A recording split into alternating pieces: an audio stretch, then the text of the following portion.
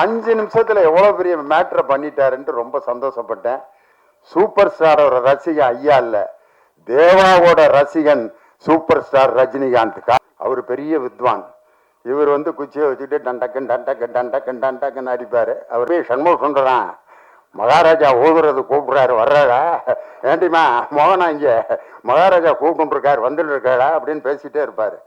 ஸ்ரீகாந்த் தேவாவோட பாட்டெல்லாம் கேட்டாலே ஒரு மாதிரி இந்த கோமா ஸ்டேஜ்ல இருக்கவங்க கூட அந்த இதெல்லாம் பிச்சு போட்டு இந்த வர்றேன் அப்படிங்கிற மாதிரி இருக்கும்.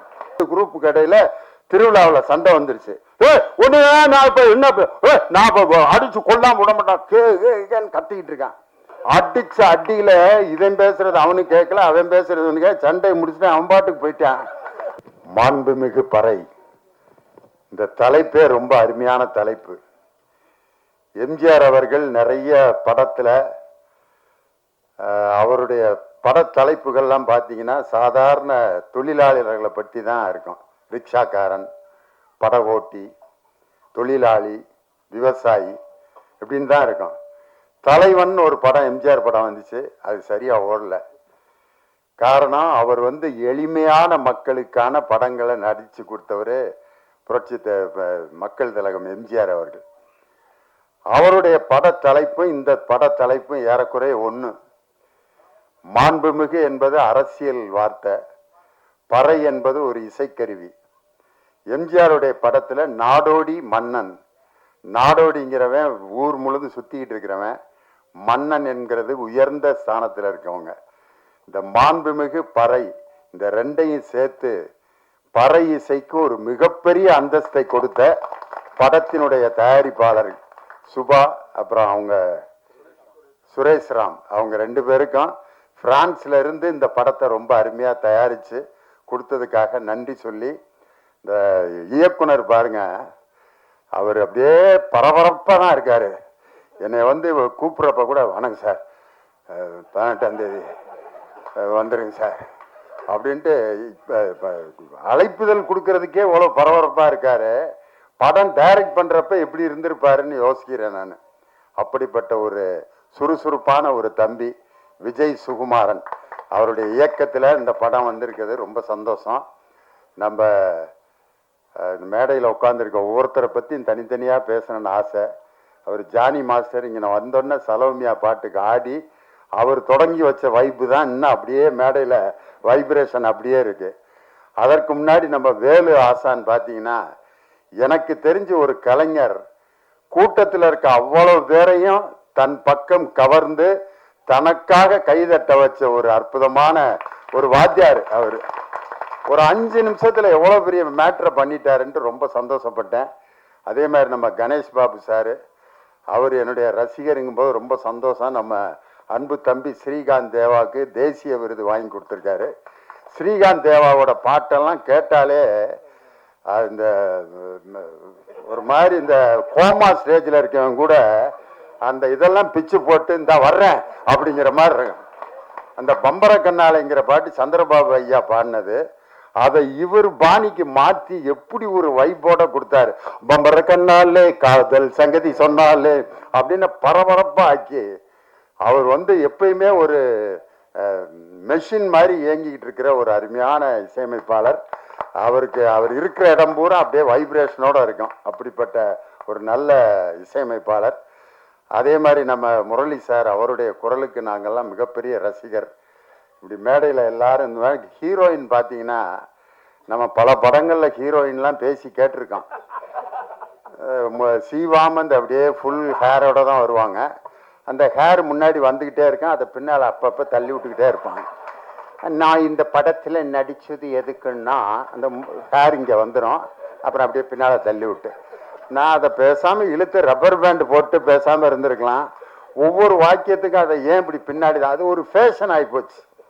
ஆனால் நம்ம காயத்ரி ரமா எவ்வளோ அழகாக ஒரு தமிழ் பொண்ணு மாதிரி ஜடை பின்னி கிளிப் வச்சு அந்த வேலையே இல்லாமல் அவங்க பேசின தமிழும் ரொம்ப அழகாக இருந்துச்சு. கிளைமேக்ஸில் ரொம்ப அருமையாக நடிச்சிருக்காங்கன்னு சொன்னாங்க. என் பையன் நடித்த படத்துக்கு நானே பேசுறது எப்படின்னா, என் மகன் என் கிளாஸில் இருக்கான், அவன் பேப்பரை நான் திருத்துறப்ப எப்படி இருந்திருக்கேன் யோசனை பண்ணி பாருங்க. அவன் என்ன எழுதினாலும் மார்க் போட்டு தான் ஆகணும். காரணம் இதே மாதிரிதான் ஒரு அப்பா தன்னுடைய மகன் பேப்பரை திருத்திக்கிட்டு இருக்காரு. தமிழ் வாத்தியார் அவர் என் பக்கத்தில் உட்காந்து திருத்திக்கிட்டு இருக்காரு. மாத்திரை என்றால் என்ன அப்படின்னு இலக்கணத்தில் ஒன்று இருக்கு.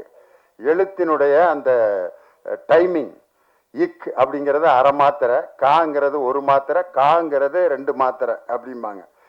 அதை சொல்லி எழுதணும். மாத்திரை என்றால் என்ன, எடுத்துக்காட்டுகளுடன் விளக்குக. அவன் மறந்துட்டான் படித்ததை. அவனுக்கு தெரிஞ்ச மாத்திரை எழுதியிருக்கான். மாத்திரை என்பது நோய் வந்தால் கொடுக்கப்படும் ஒரு வில்லை. இது அரசாங்க மருத்துவமனையில் இலவசமாக கிடைக்கும். மெடிக்கல் ஸ்டோரிலே காசு கொடுத்தால் தான் கொடுப்பார்கள். அரசாங்க மருத்துவமனையில் கொடுக்கப்படும் மாத்திரையில் தானா ஆனா என்று எழுதியிருக்கும். இதுதான் மாத்திரை அப்படின்னு எழுதிட்டான். ஆனா உண்மையிலே அவனுக்கு மார்க் கொடுத்து தான் ஆகணும். தமிழ் இலக்கணத்தில் மாத்திரை என்றால் என்னன்னா கேட்டிருந்தாங்க. இல்ல, மாத்திரைன்னு கேட்டிருந்தான், எழுதியிருந்தான். பெத்த அப்பே ரைட்டு போட்டு மார்க்க போட்டான் 5க்கு 5. இப்ப என் பையன் நடிச்ச படத்துக்கு நானே போய் பாராட்டி பேசுறது அவ்வளவு நல்லா இருக்காது. ஆனா இருந்தாலும் ஒரு பேச்சாளருங்கிற முறையில என்னை கூட்டு வந்து ரொம்ப அருமையா இந்த நிகழ்ச்சிக்கு வந்து என் முன்னாடியே பேசினாரு. ரொம்ப சந்தோஷம். இந்த 2 அப்பா அம்மா இன்னைக்கு மேடையில் ஒன்னா இருக்கான். நானு, என் பையன் தேவா ஐயா, அவருடைய சன்னு, 2 தலைமுறையும் ஒரே இடத்துல சந்திச்சது ரொம்ப சந்தோஷம். நம்ம தேனிசை தென்றல் தேவா சாரு எங்க குடும்பத்துல ரொம்ப ஒண்ணுக்குள்ள ஒண்ணு. காரணம் அவரோட பாட்டை சொல்லி தான் பயங்கர பட்டிமன்றத்துல ஹிட் ஆனான். லாலாக்கு டோல் டொப்பிமா கண்ணே கங்கம்மா இடுப்ப சுத்தி திருப்பி பாரம்மா அப்படின்னு சொல்லிட்டு இந்த பாட்டு கவிஞர் வாலி ஒரு பெண்ணை பெருமைப்படுத்துவதற்காக எழுதினார் அப்படின்னு சொல்லிட்டு அதுக்கு விளக்கம் கொடுத்தோம். லாலா என்றால் திருநெல்வேலியில் அல்வா கிண்டும் இடம், டோல் என்றால் அடுப்பு, டப்பி என்றால் மாவு வைக்கும் டப்பா.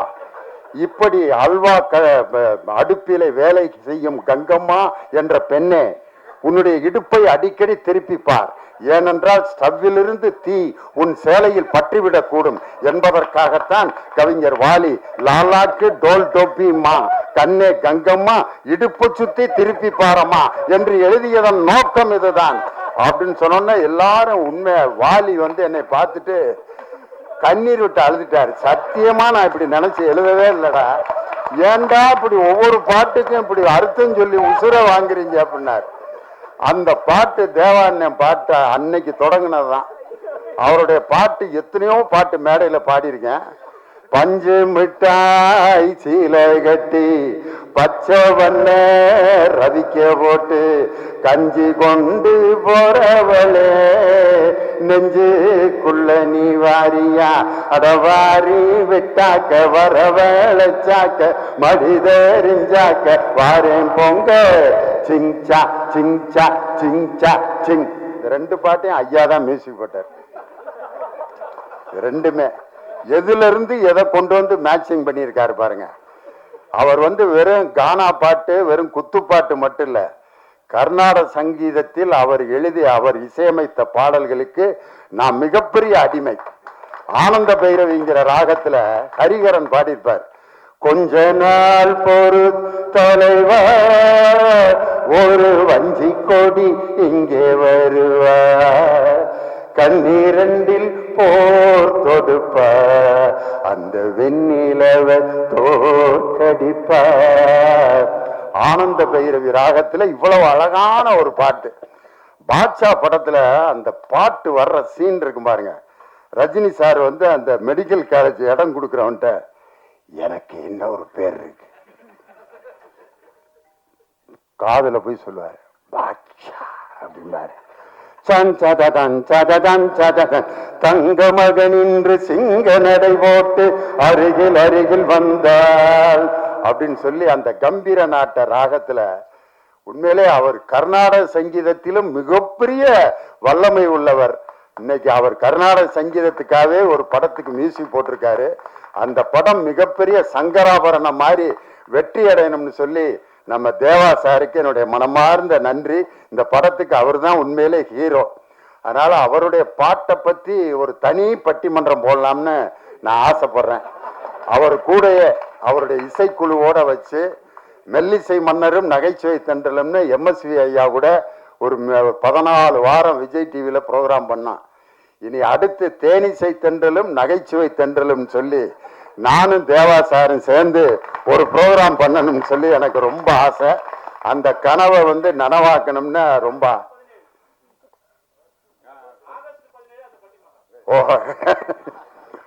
அது மாதிரி அவர் இன்னைக்கு மேடையில் இருந்தது ஒரு பெரிய சந்தோஷம். நம்ம இயக்குனர் திரைக்கதை மன்னன் ஐயா கே பாக்கியராஜ் அவருடைய படத்தில் வந்து ஒரு மறக்க முடியாத வாசகங்கள்னு நிறைய இருக்கு. அதில் அவர் படத்தில் இருக்கக்கூடிய அந்த மறக்க முடியாத காட்சிகள்னு நிறைய இருக்கு. இயக்குனர் கே பாக்கியராஜன் அந்த போடுற இடம் பார்த்தீங்களா, அது வந்து ரொம்ப ரசிக்கிற மாதிரி ஒரு இடம் இருக்கும். இது நம்ம படத்துல அவர் சொந்த குரல்ல பாடியிருப்பாங்க. ஐயா பச்சை மேல சாமி ஒண்ணு உச்சி மேல ஏறுதுன்னு எடுடா தம்பி மேலாம் கொஞ்சம் எதமா போடு தாளாம். கோயிலுக்கு சாமி கும்பிட போவாங்க. அப்ப இவருக்கு சாமி வரவே வராது.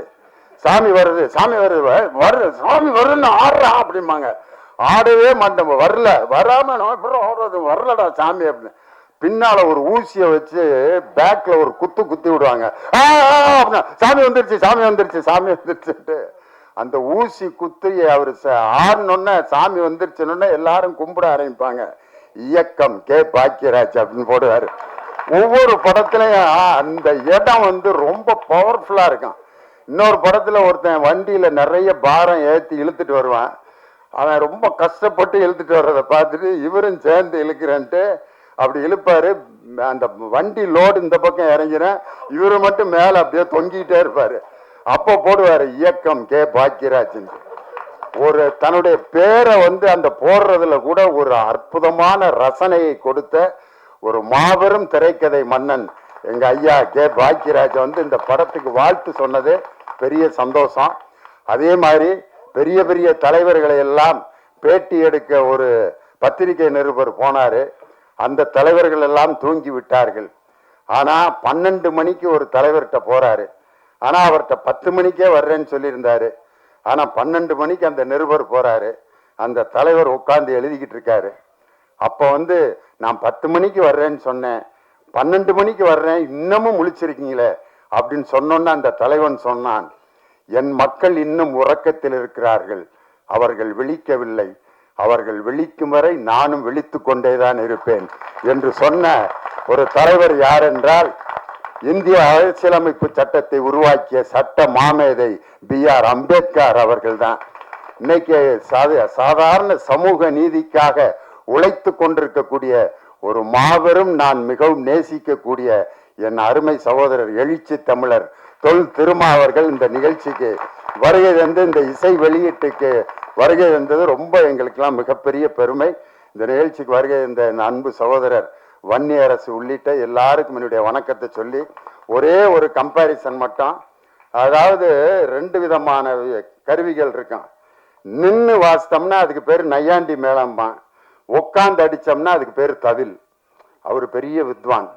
இவர் வந்து குச்சியை வச்சுக்கிட்டு டண்டக்கன் டண்டக்கன் டண்டக்கன் டண்டக்கன் அடிப்பார். அவர் நையாண்டி மேளம் அவருக்கு பேர். அதையே மேடையில் உட்காந்து தாக்கிட்ட தாக்கிட்ட தாக்கிட்ட தாக்கிட்டன்னு அடிச்சா ஆஹா பெரிய வித்வான்றா தமிழ் வித்வான் அப்படிம்பாங்க. அதே மாதிரி நாயனம் கீழே நின்று கரகாட்டத்துக்கு ஊதுவார், அதுக்கு பேர் நாயனம்பாங்க. அதையே மேடையில் உட்காந்து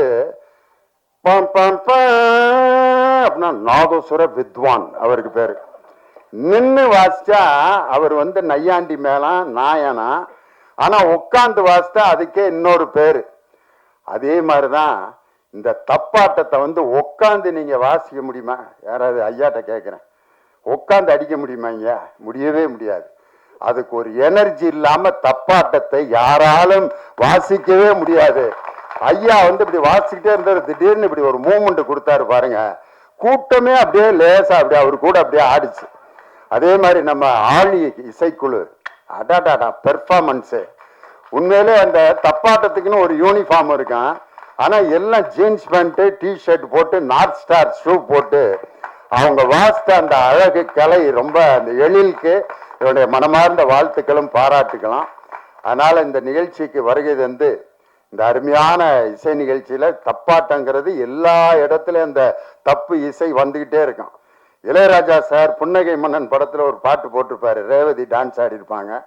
கவிதை கேளுங்கள் கருவில் பிறந்தது ராகம், நடனம் பாருங்கள் இதுவும் ஒரு வகை ராகம். அதுல இடையில வரும் தப்பாட்டம், ஜகன ஜகன ஜம் ஜம் தக ஜகன ஜகன ஜம், ஜகன ஜகன ஜம் ஜம் தக ஜகன ஜகன ஜம், ஜகன ஜகன ஜம் ஜம் தக ஜகன ஜகன ஜம், ஜகன ஜகன ஜம் ஜம் தக ஜகன ஜகன ஜம். ஆனா அதுல ரேவதி பரதநாட்டியம் ஆடுவாங்க. ஆனா இது உண்மையிலே இது எங்கிருந்து பிறந்தது என்றால் ஒரு தப்பு, அதாவது பறை இசையிலிருந்து கிளம்பியதுதான் இந்த அருமையான தாளம் ஜதி எல்லாமே. அதே மாதிரி இன்னொரு படத்துல ராமராஜன் ஐயா பாடுறப்ப ஒரு காதல் பாட்டுல ஜிஞ்சனக்கு ஜனக்கு நான் சொல்லி தரேன் கணக்கு, மனைவி கிட்ட கணக்கு சொல்றதுக்கு கூட ஜிஞ்சனக்கு ஜனக்கு தான். அது கூட பாருங்க, அதுக்கு பேர் காதல் பறை, ஜிஞ்சனக்கு ஜனக்கு நான் சொல்லி தர்றேன் கணக்கு அப்படின்னு. அதனால எல்லா பாடல்களிலும் இந்த பறை இசை என்பது மனிதன், தமிழன் என்ற மனிதன் தோன்றிய அந்த காலகட்டத்திலே தோன்றிய முதல் இசை எது என்றால் அது பறை இசைதான் என்பதற்கு இதுதான் எடுத்துக்காட்டு. அதனாலதான் திருக்குறள்ல குழல் இனிது யாழ் இனிது அப்படின்ற குழல் யாழ் ரெண்டுலையும் பாருங்க சிறப்பு ரகரம் இருக்கும். முழவு அப்படிங்கிற வார்த்தையிலே சிறப்பு ரகரம் இருக்கும். இந்த மூன்று கருவிகளும் பாருங்க, குழல்ங்கிறது ஊதுற கருவி, யாழ்ங்கிறது கம்பி கருவி, முழவுங்கிறது தோல் கருவி. இந்த மூணுலையும் தமிழுக்கு வரக்கூடிய சிறப்பு லகரம் இருக்கு அப்படின்னு சொன்னா, இசையின் மூல ஆதார மொழி எது என்று சொன்னால் குழல் இனிது யாழ் இனிது என்று வள்ளுவரே எழுதியிருக்காருனா 2000 ஆண்டுகளுக்கு முன்பே இசையில் தோன்றிய இனம் தமிழ் இனம்தான். அவனால் உருவாக்கப்பட்ட இசை இந்த பறை இசை. அதனால அந்த மிருதங்கத்தில எல்லாம் பாத்தீங்கன்னா வார் பிடிக்கிறது சுதி சேர்க்கறதுலாம் சொல்லுவாங்க. பறையில எல்லாம் சுதி சேர்க்கறது ஒன்றும் கிடையாது. நெருப்பை மூட்டி ஒரு காய்ச்சுவாங்க, டங் டங் டங் டங் டங். இன்னைக்கு பனியில இருந்தனால தண்டங்க தண்டங்க தண்டங்க எழிலோட இது ரொம்ப ஒரு நெருப்புல மட்டும் காய்ச்சி இருந்தா இன்னைக்கு இந்த இடமே அப்படி அதிர்வு இருந்திருக்கும். அதுல அந்த வார் பிடிக்கிறதுங்கிறத தில்லான மோனம்பால் படத்துல நாகேஷ் பாத்தீங்கன்னா அதுல சவுடால் வைத்தியா நடிச்சிருப்பாரு. ஏன்டா அம்பே சண்முகம் சொல்றான், மகாராஜா ஓதுறது கூப்பிடுறாரு வர்றாடா, ஏண்டிமா மோகனா இங்க மகாராஜா கூப்பிட்டு இருக்காரு வந்துட்டு இருக்காடா அப்படின்னு பேசிட்டே இருப்பாரு. அப்ப பாலையா சொல்லுவாரு, இந்த நரம்பு பயலை வார் புட்டுச்சா எல்லாம் சரியா போரும்டா அப்படிம்பாரு. அந்த நாகேச நரம்பு பயலை வார் புடிச்சாம்பாரு. அந்த மிருதங்கத்துல சுருதி சேர்க்கிறதுன்னு ஒரு இடம் இருக்கு. ஆனா பறை இசைக்கு அப்படிலாம் இல்லை. மக்களுடைய எண்ணங்களிலும் மகிழ்ச்சியிலும் ஒவ்வொரு விஷயத்திலும் உருவானது இந்த பறை இசை. விலங்குகளிடமிருந்து தன்னை காப்பாற்றுவதற்காகவும் மற்றவர்களுக்கு செய்திகளை அறிவிப்பதற்காகவும் உருவாக்கப்பட்ட இசை இந்த பறை இசை. எங்க ஊர்ல இந்த பறை இசை எப்படி பயன்படுத்தினாங்கன்னா, 2 குரூப் கடையில திருவிழாவில் சண்டை வந்துருச்சு. அடிச்சு கொல்லாம விட மாட்டான் கத்திக்கிட்டு இருக்கான். அதுங்க எங்க ஊர் நாட்டாம்காரர் வந்தாரு, எப்படா அவங்கள ஸ்டாப் பண்றதுன்னு பறை இசை கலைஞர்களை ஒரு 50 பேரை 20 பேர் இருந்தாங்க. வாங்க ஜிஎன் வேலுச்சாமி குரூப், அவங்க வந்து சப்பரத்துல வாசிக்கிறதுக்காக வந்திருக்காங்க, இங்க வாங்க இந்த 2 பேத்துக்கு இடையில அடிங்க எல்லாரும் அப்படின்னு. இவன் பேசுறது அவனுக்கு கேட்கல, அவன் பேசுறது இவனுக்கு கேட்கல. கேட்டா தானே திருப்பி சண்டை போடுவேன். அடிச்ச அடியில இவன் பேசுறது அவனுக்கு கேட்கல, அவன் பேசுறது இவனுக்கு. சண்டை முடிச்சுட்டு அவன் பாட்டுக்கு போயிட்டான். நாட்டாம்காரரை பார்த்தேன், ஐயா எல்லாத்துக்கும் அறிவிக்கிறதுக்கு தான் பறைய பயன்படுத்துவாங்க, நீ சண்டைக்கு சமாதானத்துக்கு பறைய பயன்படுத்தின ஒரே ஆள் நீதாயான்ட்டு. அதனால இது போர் பறை மட்டும் இல்ல, போர் நடப்பதற்கு போரே நடக்காமல் சமாதானம் செய்வதற்கு கூட இந்த பறை என்ற இசை உதவி செய்யுங்கிறதுக்கு இதுதான் எடுத்துக்காட்டு. அப்படிப்பட்ட அருமையான பறை இசையை பற்றிய இந்த மாண்புமிகு பறை என்ற படம் டிசம்பர் 12ஆம் தேதி அன்னைக்கு ரிலீஸ் ஆகுது. சூப்பர் ஸ்டார் வந்து சூப்பர் ஸ்டாரோட ரசிகன் எங்க ஐயா தேனிசை தென்றல் தேவான்னு சொன்னாங்க.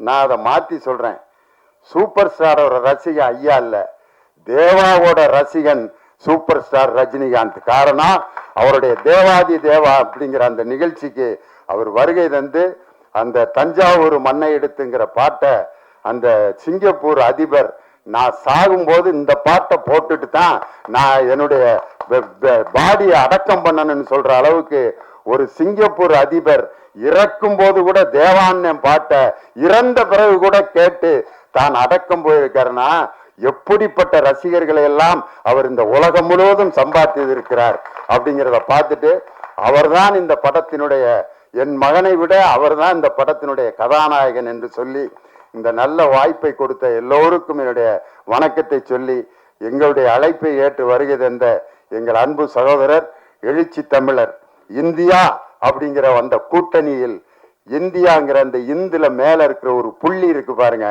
அந்த புள்ளி தான் என் அருமை சகோதரர் திருமா அவர்கள். அந்த புள்ளியை எடுத்துட்டா இனதியான் மாறிடும். அதனால இந்தியாங்கிற அந்த வார்த்தையில் இருக்கும் புள்ளிதான் என் அருமை சகோதரர். கருப்பு, சிவப்பு, நீலம் மூன்றும் சேர்ந்து இந்த இந்தியாவில் சமூக நீதியை கொண்டு வரும் என்ற ஆழ்ந்த நம்பிக்கையில் எங்கள் அருமை சகோதரர் திருமா அவர்களை இந்த நிகழ்ச்சிக்கு வருகை தந்ததற்காக பலமுறை அவருக்கு எங்கள் குடும்பத்தின் சார்பாக இந்த டீம் சார்பாக நன்றி சொல்லி உங்களிடமிருந்து விடைபெறுகிறேன். நன்றி, வணக்கம்.